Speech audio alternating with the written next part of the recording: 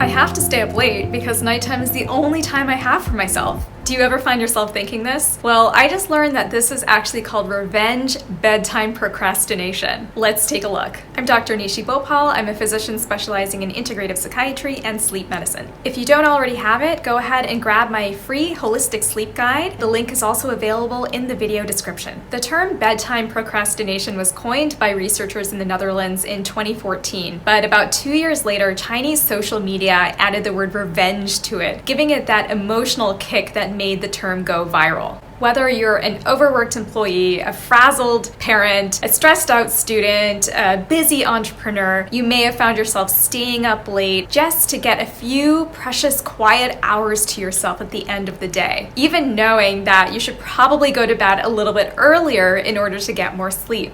It's thought that doing this comes from feeling a lack of control over how you spend your time during the daytime hours. I think so many of us relate to this phrase, revenge bedtime procrastination, because we're all so busy these days, we're all worried about productivity, and you just want to eke out a few hours of downtime or me time after a full day of being on. I'm absolutely guilty of doing this myself. I love to stay up late to read or watch reruns of Schitt's Creek at the end of a really busy day of working. And there's kind of a sense of freedom and comfort that comes with that. And for those of us working from home, I think it's even more tempting because there's no physical separation between your workspace and your home environment. But the problem with delaying your bedtime on a regular basis is that it can lead to chronic sleep deprivation. And studies show that about 62% of people worldwide report that they're not getting enough sleep on a regular basis. And getting that little bit of extra me time or downtime at the end of the day by delaying your bedtime does have real negative consequences. It can increase the risk of car accidents, of workplace accidents. It can increase the risk of depression. It can impair your cognition and your reaction time. It can impair your alertness and your ability to focus. It can cause cardiovascular issues, metabolic issues, make it harder to lose weight. It can negatively affect your immune system, and the list goes on. On a broader scale, I think it's time to rethink notions of productivity and standard work hours and to bring ideas of flexibility into that. But in the meantime, there are a few things that you can do to help you get to bed on time to counteract the temptation of revenge bedtime procrastination. 3 simple things you can do. 1 is to pace yourself. Remember that you don't have to get everything done every single day. Not everything is urgent. There will be times where you might have to work a few more hours or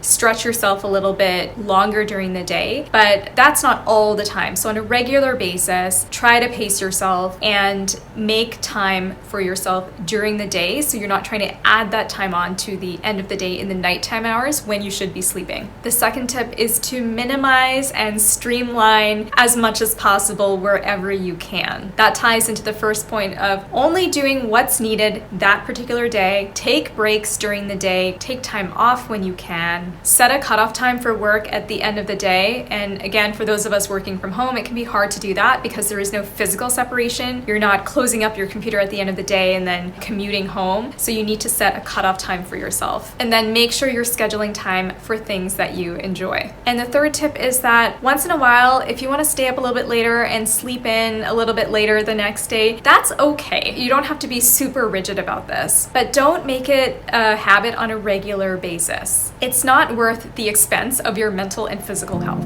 If you found this video helpful, go ahead and click the like button and subscribe and join the IntraBalance community in order to learn more about how to upgrade your sleep and well-being.